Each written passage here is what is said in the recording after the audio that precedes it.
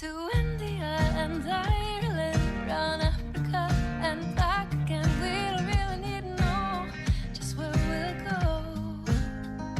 Maybe Canada, then to Brazil, then through the Alpine foothills. All I really want to know is, can we go?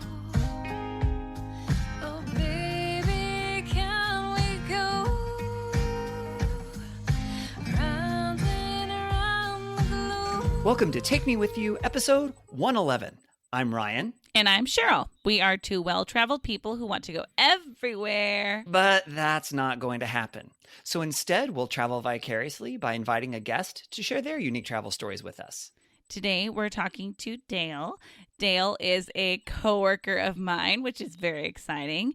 And she is married with one son and a daughter-in-law and two grandchildren. And her grandchildren are boys that fill up their life with fun and joy. And they live in Western Washington. And in her spare time, she paints and does photography and motorcycling. Welcome, Dale. Thank you. Glad to be here. Wow, Ryan, you do you a look lot of overwhelmed. things. Just like all of the things that you do, I'm so impressed. In my spare time, right, Cheryl? Yeah. Yeah, Dale and I had a conversation recently, and we're like, what other crafts? And I was like, oh, yeah, I wood burn. And she was like, oh, yeah, I do wood burning. And Right. girl after my own heart. I love it. Oh, boy. Wow. So, Dale, we have a set of questions that we like to ask every guest. The first one is, why do you travel? I love traveling. I love going to places that we've never been to. So we typically find somewhere where we haven't been and see something new. So you don't usually repeat things? You like to go new places most of the time?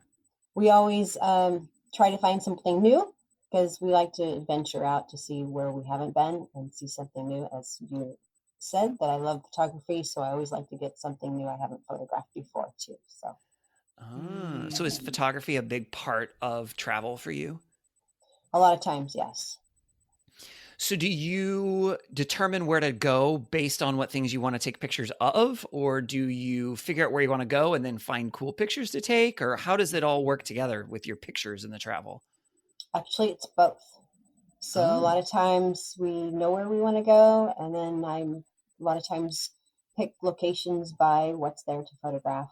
And then other times we want to photograph something certain. So like waterfalls or mountains or bridges. Like when we went to the New England states last year, we picked a lot of areas that had bridges. So that I can photograph bridges. So that was a lot of fun.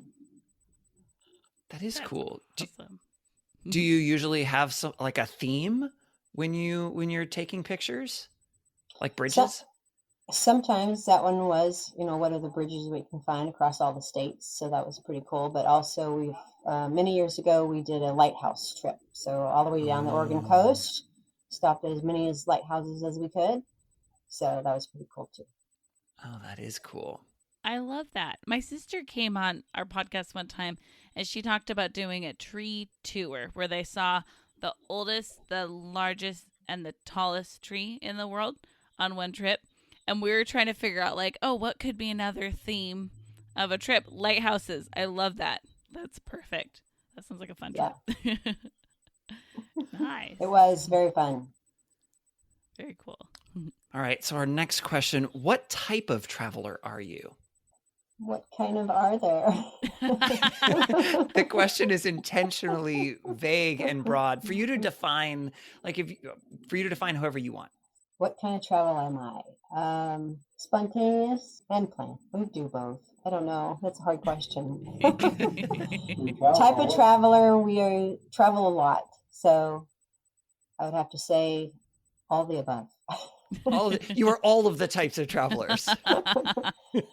We do like That's awesome. spontaneous, especially when it comes to the motorcycling.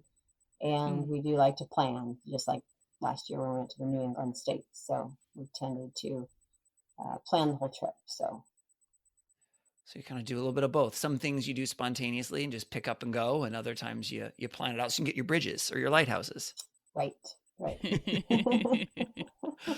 That's awesome. What's your number one travel tip? I would have to say be prepared wherever you're going. Mm. But also, there is so many things at the end of a long road that you may not want to hike or walk, but they're well worth it. So Mm. I actually wrote a book, his creation, I Find Him, and it's all my photography. And in that, one of the hikes that we did was the up in Stehekin, and that's what I said is those that like to know what's at the end of the trail do whatever they can to get there. So that's kind of like us when we were trying to see something specific, we'll do whatever it takes to get there. I like that. You wrote a book? I actually did, yes. I didn't know that. That's so cool. So it has your photography, but is it mainly photography and then like text that goes along with it, or is it a novel? What is this book?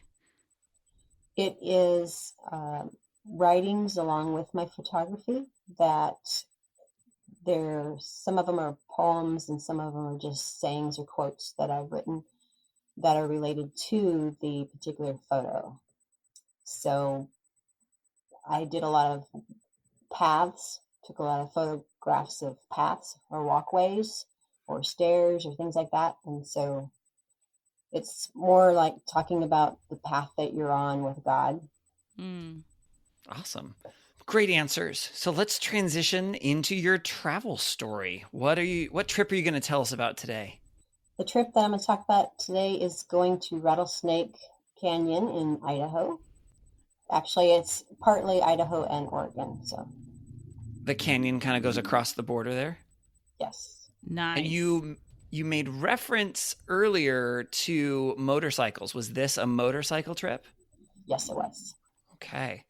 I think you probably need to start by just telling us a little bit about how do you prepare for a motorcycle trip versus maybe a car road trip or a trip that you might fly in. What's different and unique about a motorcycle trip?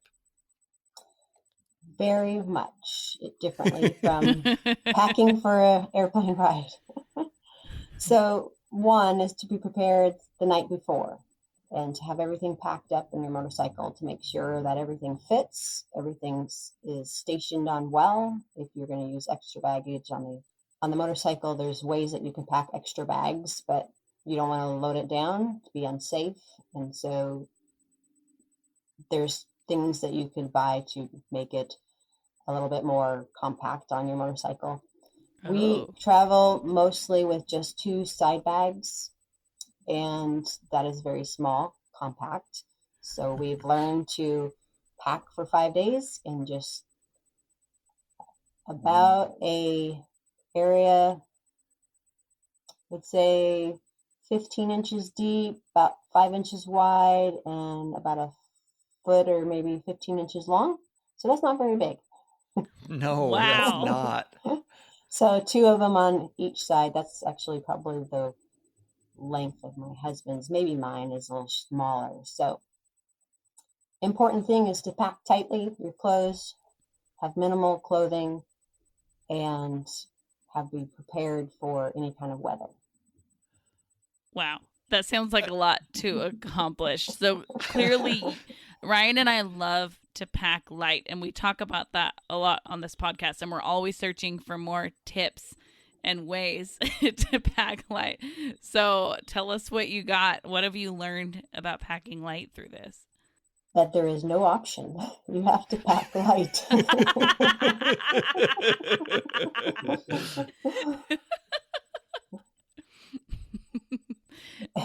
How do you go about that then for you? Like, what have you learned about what can you leave at home that you really don't need, or what types of clothing will like fit all weather, things like that? The all weather is important because you have to have warm, but then you have to have cool. So we generally go with the material that, that breathes.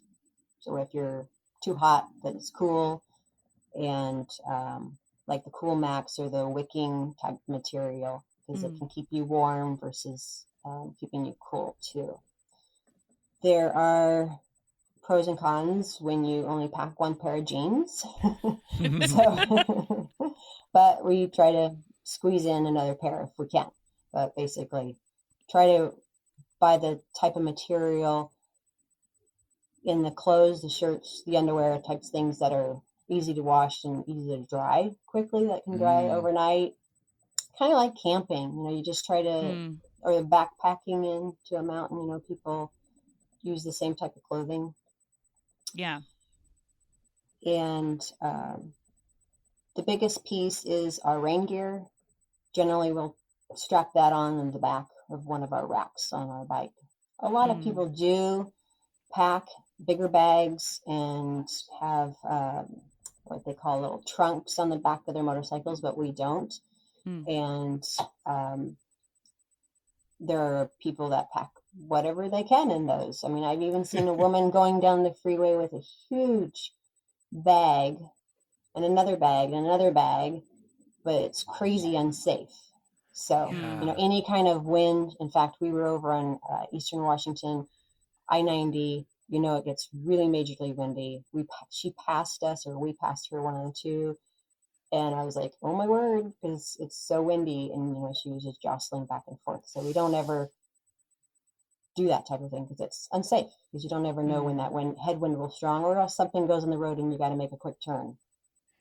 So we stick to our bags. So it's, we both have a side bag on each side. So we're able to pack pretty much what we need in a small package. And you mentioned condensing it as well. What tricks do you use to make things smaller so that you can fit everything in? We do the big tight roll of our shirts and socks and so forth. And along with that, you have to have the normal, the bathroom gear and everything else. So we go travel size. So all the travel sizes you can get, everything. And on the all-weather, there's also the types of things that we need, like I said, the rain gear. So those are really tightly in a small bag. They just generally, it's kind of like the rain poncho types things, but they're not a poncho, that fit in one little bag. So that's cool. Gotcha. But then we have our chaps. Our chaps and our leather jackets is the worst to be able to pack. So again, we usually have the straps, the bungees, to strap it down to our rack on the back. Now, aren't you typically wearing those while you're riding? We typically do wear them all the time, except in the extreme heat. My husband doesn't usually wear them in the hot weather, but I do. Except the fact that I recently purchased, I did last year, the Kevlar jeans that are supposed to be good for 100 mile, or excuse me, not 100 mile. They are good for 100-foot slide on pavement. So I hope and pray they are if I ever go there. Wait, I didn't realize you could buy Kevlar jeans. Yes. Are they comfortable? Wow. Very comfortable. And really? They have these large pockets to where you can put in warmers if you want, or pads for more safety, or other type items if you carry them, and or they're extra padding to where you can place that in there if you want. But they're very comfortable. A little warm, but it's better than wearing leather chaps. Yes. They breathe a little bit better than that. Well, and I perked up with hearing about large pockets, because with women's clothing, I feel like we never get large pockets, so that's exciting. Now, are these specifically for motorcyclists? Is that kind of the target? Or are they this is just a thing that they make because you can, and then it happens to work really well for motorcycles? They're generally sold in motorcycle shops. Mm. Okay. Yeah, Gotcha. Okay. for that purpose. Yeah. Maybe that's why I've never heard of them before. Okay. So you got everything. You've packed everything. You've scrunched things down. You've rolled your clothes. You got it all packed the night before. How, I mean, you can use your specific trip to I think you said it was Rattlesnake Canyon, right? Correct. You can use that as an example. How planned out is your trip? Like, do you figure out exactly how far you're going to go every night and where you're going to stay? Do you just kind of drive and pull over when you see something cool and want to take a picture? Like, how do you work that? It's generally very well planned. My husband creates the plan of road map, where we're going to stop for gas, where we're going to stop for food, where we're going to stay the night.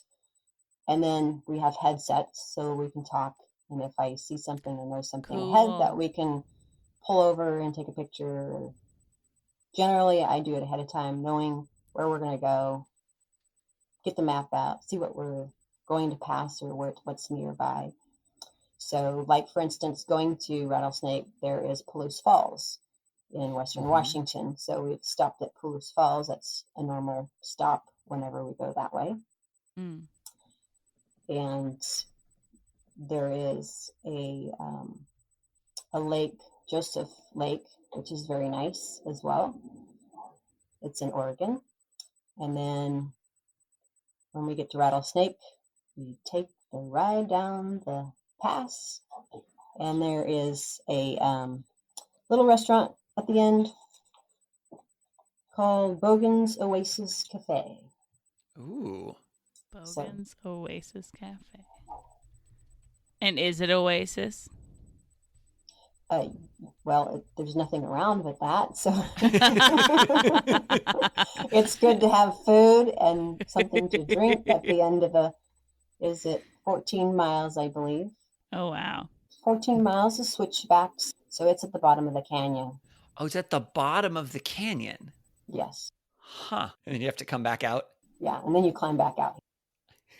So you do the 14 miles back out again. Oh, my goodness. You can, or we keep going. You can just ride out the other direction. Oh, okay. So the switchbacks are maybe on one end of the canyon? Yes. Ah, So okay. we ride at the top. We come from City of Joseph and ride up to the top, and then we do all the switchbacks all the way down. Oh, nice. So it's kind of right around where the 3 states meet then. Yes. It looks like. Very cool. So tell us what that canyon looks like. Like, what is striking to you? What do you enjoy about it? What is the experience like? Well, the canyon's pretty awesome if you get to look out at it, but very rarely do you look out because you're trying to focus on where you're going. Because it's so curvy, and like I said, switchbacks back and forth. If you go too far over, you're going to go down quite a ways. So it's beautiful. But I can't honestly remember what I saw because I'm trying to focus on where I'm going. Are there like stops to like places to stop and have like a lookout or things like that? I think there's one. There's a couple spots along the road that you can pull off, and then you can just see so far. But you can also look back up to see all the switchbacks that you just did, or you can stop before that and then look ahead at the switchbacks that you've done or you're going to do. So it's pretty cool. That particular trip is another reason I was going to talk about it, is because we had every kind of weather. So on the way, it was very nice, and we hit part of Oregon, and it was starting to lightning ahead. So we all pulled over and got our rain gear on. Oh my goodness. So then we went through the rain, and then a little piece up in the high top before we went down into the canyon, it was snowing. So Oh, geez. and then when we come off the mountain into the switchbacks, it got, I think, 70 degrees. So it's significantly in the trips to be able to be prepared for that. Whether you're hitting snow, rain, or sunshine, you can do it all in one day. Drastically. Yikes. So you hit all of the weather. And were you prepared? Did you have the layers you need? Is there anything that you wish you had brought with you? It's a good question. That particular trip, I believe I was prepared weather-wise altogether, but I always wish I would have put on my GoPro when I forget it. So that particular one I did forget when I headed down the grade, the Rattlesnake Canyon. So yeah, that would be very cool because then while you are focused on those switchbacks, your GoPro could pick up that view. yes, yes, Nice. right. Which happens a lot. That's how I get to see it after the fact, is by my GoPro. That is a great accessory then for motorcycle travel, it sounds like. Absolutely. And did you guys start with each having your own bike, or did you originally just have one and then you branched off to two, or kind of what's your history with motorcycles? I started out riding with my husband, and we took a 5-day trip through Western Washington and into Canada. So I loved that. We hit Diablo Lake, which is beautiful, and Oh, yeah. the North Cascades. Then we went up into Canada, straight up from there, and headed west all the way across down into Whistler and through Vancouver back into Washington. So that was really beautiful. And about a year later, I decided that it was time. Actually, the Lord made it clear for me to ride myself. And then I got my own bike, started with a small 750. Year later, moved up to 1100, and then now I'm riding kind of like a 1500, close to 1400. So for those of us who don't know motorcycles, can you explain what those numbers mean? That is a CC's, how big a motor. So So that controls how fast you can go and how like easily you can climb steep things? correct. So for example, on my 750, it only had 5 gears, and I could max about 65, maybe 70, but not feeling really good, kind of shaky. And then moved into the 1100cc Honda, another Honda Shadow.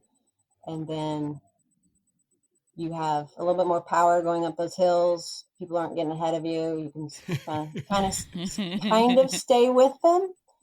And then I said I want my 6th gear, so went for the Harley. So now you're you fully upgraded in. all the way to a Harley. Okay. Yes. That's awesome.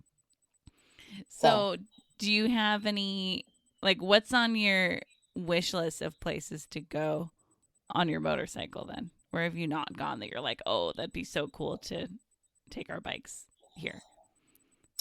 Well, we were planning this last summer to go across several states. My husband's done to Utah and that area, but we were wanting to go all the way across the United States to Tennessee. Wow. And the COVID hit, so plus my husband had shoulder surgery, so we are delaying that. So I would love to go across states to Nice. Tennessee or Kentucky, see family and friends, but a little further than just Idaho, Oregon, myself. Yeah. We had an 11-day trip planned. 11 or 14-day trip planned. That got canceled. So Yeah, I think most Americans at this point are people have had canceled plans. It'll be so interesting to see like how that unfolds in the coming years with how we can bring our plans back or how they'll just adjust, over time. right, Yeah. right. Looking forward to it. Have you gotten to do like local things on your bikes though in the meantime? We did a couple of them. We have a road that we travel a lot, which is out in Ravensdale and Enumclaw and Issaquah. So that's a common road that we ride is the Green Valley Road out here in Auburn and then up into Ravensdale and out to Enumclaw. So that's a common ride. And then we recently went to Granite Falls. We go around Duval City and Falls City. There's a huge lake on the way to Granite Falls that we ride around. Very cool. As I've been thinking, I realized that there's a question I should have asked you earlier that I didn't. So I'd like to come back to it. You Okay. talked about packing, and you talked about packing your clothes and your chaps and your cool Kevlar jeans. No, I got those on. Oh, that's right. You're wearing those ones. Sorry. Good point. But you also talked about taking pictures, and from what I gather, you take photography fairly seriously. And so how do you pack all of your camera gear? Because that stuff doesn't like to vibrate very much, does it? No, it does not. So I'm very thankful for the good iPhones and the good Droid that take good pictures. So Oh, okay. I have packed my 40D before, but yes, like you said, it doesn't like to be rattled around too often, and so I don't usually take that with me. I have bought little Coolpix cameras, the little quick shot ones, but normally it's with our phones nowadays. But they're so good. I mean, Yeah. can't go without a phone though. Yeah. Yeah, that's true. Okay, so even as and I don't know if you consider yourself a professional photographer or an amateur or like a high-end amateur or whatever, but you still end up using a phone, and that for most of what you do on your trips, that's sufficient. Right. There's been many times we have taken great shots with my husband's phone, his Droid, as well as my iPhone. So they're great at times, when you don't have your 40D. So Yeah, I feel that too. I feel so mixed about that as well because I love bringing my camera with me and Right. having fun with all those settings, and I don't know, there's something so satisfying about DSLRs, but then also it's so convenient to just have a little phone and be able to take a really quality photo with it. So Absolutely. Absolutely. I've considered buying a bigger, better phone just for that. And I'm like, no. Well, Ryan, you did that, right? What do you mean? Didn't you choose a phone based on the camera? That's primarily what I use to choose my phone at this point. Yeah. Mm. Yeah. The phone that I have right now is, I guess it's like 2.5 years old. So not super old, but old enough that, some people would have already upgraded. And the reason I ended up with the one that I have is because it was one of the first ones at the time that had a 2x optical zoom. Because I like to be able to zoom in, but the digital zoom is just icky. Yeah. I mean, they've gotten a lot better in the last, I would say, year or so, where they're not quite as grainy, and I don't know the official photography terms, but icky is my term, as what they used to be. And so the optical zoom is really, really nice. But the problem is when those cameras that are nicer are also usually the more expensive phones. Correct. Mm-hmm. Yeah. Totally agree. So I'm curious, as a non-photography person, I like to take pictures, but I don't really know what I'm doing. I just kind of make it up. Are there any tips that you have for using your phone to take pictures? I do a lot of what they call framing, using trees on sides, each side of the camera to be able to have a interesting photo, I should say, I guess. I'm often using it more for landscape and, mountain pictures, since we're traveling and seeing things at a distance anyways. Yeah. What about the classic selfie? Do you do those too? Very rarely. I'm not a selfie girl.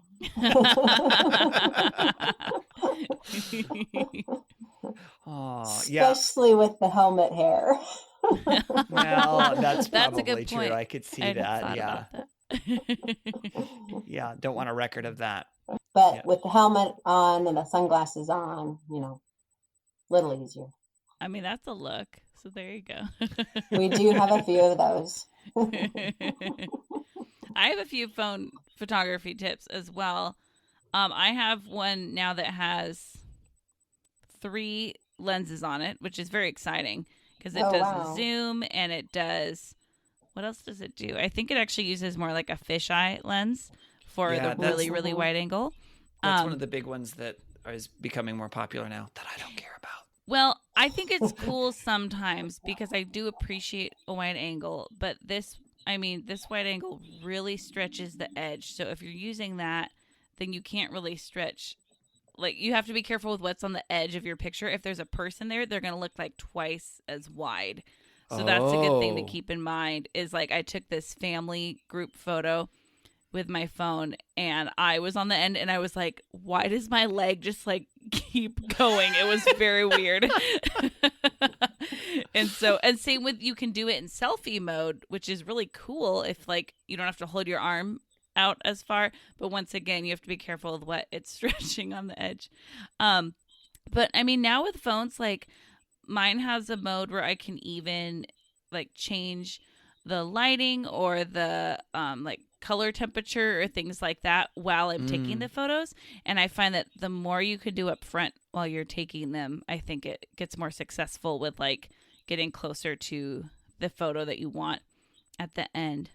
Right. But I have a really cool little tiny tripod that my phone clamps onto, and then a little button that operates on Bluetooth. So you can like set it somewhere and use it like a tripod so it's super still, or if you want a group photo or anything like that. Dale, you're nodding. Do you have the same? Yes. The little gorilla legs. Is that what they Yeah, call it? I have like an Gorilla? off-brand one of those, but it'll like, the little legs will like wrap around things even. Yeah. Yes. We have wrapped it around a tree branch. We have set it on so many things. Yes. That's awesome.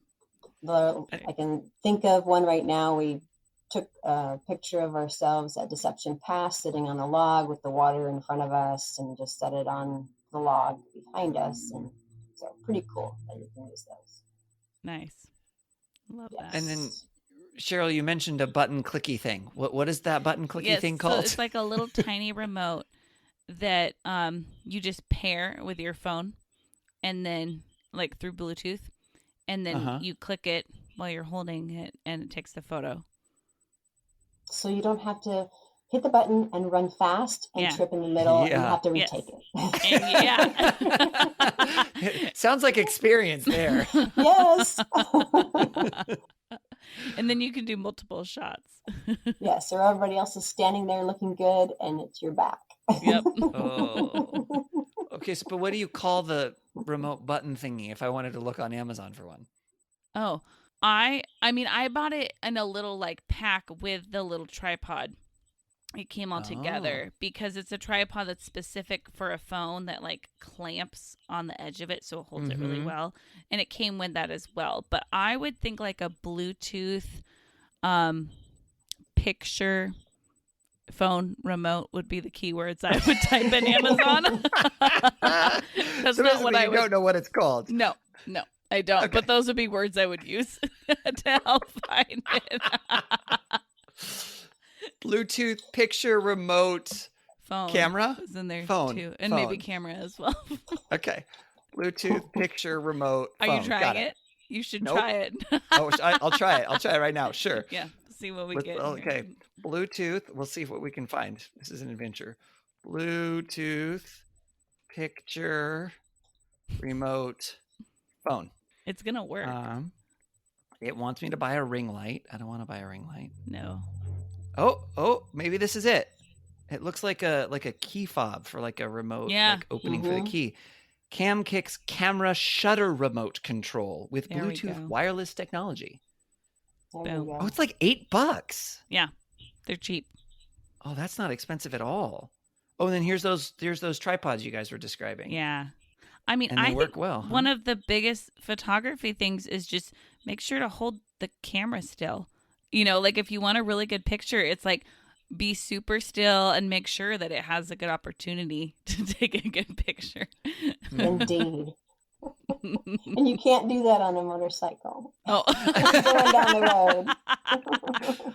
I mean, you'd have to really upgrade and get like a Steadicam gimbal sort of a thing Oh, if yeah. you wanted to do that, I guess. But Yeah. Oh, that's fun. Well, Dale, thank you so much for sharing with us about this trip and about motorcycle travel. We have a couple follow-up questions for you. And the first one is based on the title of our show, Take Me With You. If you could take us with you to just one thing on this trip that you shared about, what would it be and why? It would have to be down this Rattlesnake Canyon so you can see all the twisty turns and have a lot of fun. I think I want to be in the back of your motorcycle so I can look out and see the view. Yes. Very cool. And let's see. Our next question is, what's your next trip? On the motorcycle or just the next trip? Any next trip. Well, next trip will be Arizona, but the next big trip, I hope it's Israel. Ooh, nice. Oh. When are you hoping to go? Possibly next year. Cool. Oh, that's very cool. Have you gone before? No. Oh, that's fantastic. Very cool. Well, and then you'll have to come Yes. back on and tell us all about your trip to Israel. That'd Ryan be and I cool. have not been, so that would be very cool. That would be cool. And I think technically our podcast has been, but only briefly. I think Very it was briefly. really more Jordan than it was Israel. Yes. So Mm-hmm. didn't hear a whole lot about Israel. Yeah. And do you have any travel questions for us? Where's the place that you've gone the longest? The longest trip you've taken? The longest trip. Mine was 2 years ago. I went to Spain alone for 3 weeks. I think that's the longest trip I've taken. Yeah. And alone. Wow. Yeah. I stayed Brave. with people like along the way. But I traveled by myself. That's when that little tripod thing came in because I do like selfies. But what I like more than selfies is like a nice photo where I'm not like in the foreground. So I'd like set it up Right. and then go like sit on a bench all cute somewhere. So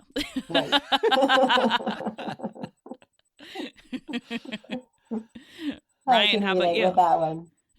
Yeah, I mean, for me, and this is for people who listen to our podcast regularly, I don't think either of the answers for Cheryl or I is probably that much of a surprise. For me, it's Slovenia, and I spent 5 weeks in Slovenia. Technically, one of those weeks I was in Austria, but I was with Slovenes the whole time, so I just consider it all like the Slovenia trip. So I've gone with the missions organization Josiah Venture several times. And so I went to go help with an English camp, and then I stayed for an extra 3 weeks after that to just continue to connect Wow. with students. And it's one of my favorite places in the world. So I'm happy to spend lots of time there if I can. Interesting. Thank you. Yeah. Okay, we are going to transition to the last segment of our podcast, which is called Wish You Were Here. During this section, each of the three of us is going to highlight a travel attraction from the many different places that we have been. We can think of it sort of like a little postcard that has a cool snapshot of a really awesome place that we're like, hey, this thing is really cool. I just want to tell you about it, but you're not here, so I wish you were here with me. So Cheryl, what would you like to do for your Wish You Were Here? I want to share about something in Central Park in New York City. There are a ton of statues or sculptures in Central Park, and they're fun to go visit or like track down and find. I mean, and they're all listed on Google Maps at this point. And so I was there a couple years ago, and there were a few of the statues I really wanted to see. I wanted to see the Balto one, and then I was excited to see the Alice in Wonderland one. And Ooh. the Alice in Wonderland one is really big, and she's on a mushroom that goes out really far, and then there's like some of the characters around on the edges. But what's really funny about that one is that there aren't exactly playgrounds in Central Park, or like they're not easy to find. So that was the playground. There were like 15, 20 children on this statue. It was just like crawling with kids, and then they're like a circle of parents like around the edge of it. And so it was funny. I wanted to take a picture of it, and I was like, no, I'm not going to take a picture of people's kids. But it was a really cool statue. So I mean, there's a ton of them throughout the park, and there's some like people from history or all sorts of things, and it's fun to go track them down and see them in Central Park. Awesome. Dale, what would you like to do for your Wish You Were Here?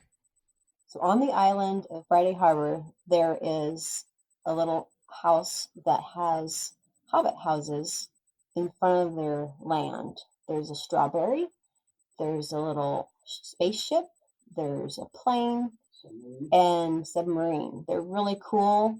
They have them all decked out. They have things inside of them that you can look at. I think the spaceship, has a little reading room, so you can peek in there and see what's going on.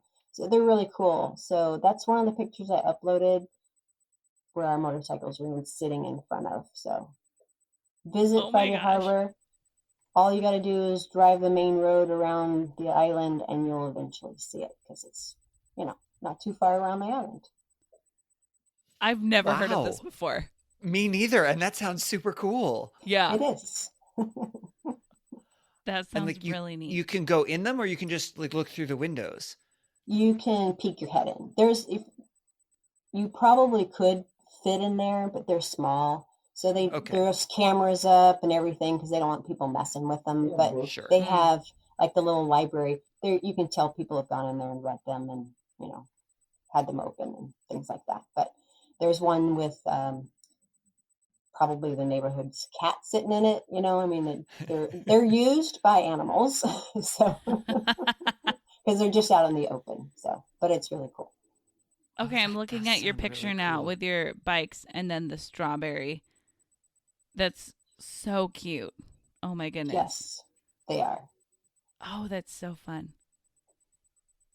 How unique. All right. Well, now we got to go. That sounds awesome. But one other one I'd like to mention is in Reedsport, Oregon, along Umpqua River. Beautiful ride. There's Leona's Sugar Shack. Got the best donuts. And on the way there, there's a huge elk field that you can see the elk at normally almost every day. So there's Nice. Wow. another one for you. Love that. Okay. Yep. I'm game. Works for me. That sounds fun. Ryan, what's your wish you were here? Well, I just changed it because because Cheryl, yours reminded me of another one that I didn't really think about, but actually think it is pretty cool. But it's like a normal. It's something that I've been around for most of my life, so it didn't even occur to me until you started talking about statues Mhm. in Central Park. And I live, well, I guess technically now I don't, but I have, and I live around and work in a suburb of Seattle called Kirkland. And if you go into downtown Kirkland along the waterfront, they've got a bunch of little parks. It's kind of on the north end of Lake Washington. They have a bunch of different parks, and there's Lake Washington Boulevard is the road that goes along there. And they have all of these little sections of statues throughout these different parks that are, I think most of them are kids playing, although I think there might be one that's like some guy sitting on a bench or whatever. And they're just super fun statues. And the number of times I've taken silly pictures around those statues, or people have decorated them, or I'm pretty sure at one point with my dad, we took our Christmas card pictures around some of those, and like he brought Santa hats and put them on all of the kids, and like whatever. So yeah, it's just a fun kind of, it not maybe in the same vein as what you were saying, Cheryl. It's not Central Park, but there's also they're not a playground that kids are like climbing on all the time, and they're pretty cool. They're fun kind of set of kind of sculptures and kind of out there in the just outside art, which is fun. I probably have a picture of you with statues, actually, Ryan. So Facebook just reminded me recently of a weird picture I took of you with a statue. Actually, and I think I just looked at that for some reason, and I don't remember why. I think when we went down to the Tacoma Museum of Glass. Yeah. There was a picture, and yes, I think I'm standing next to a full-sized human being, like looking weirdly. Yep. Like he looks like he's looking at something, and I'm pretending to look at what he's looking at. Yeah. I don't know why we did that, but yes. I don't know why either. Apparently we have a thing for statues. I know. They're fun. They're fun. Well, Dale, thank you so much for being on our podcast today. We loved having you. Do you have anything that you would like to plug?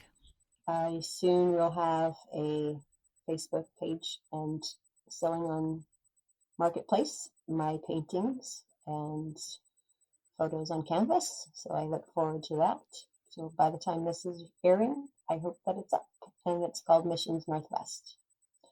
And nice. The proceeds with that do help the homeless and those delivered out of human trafficking.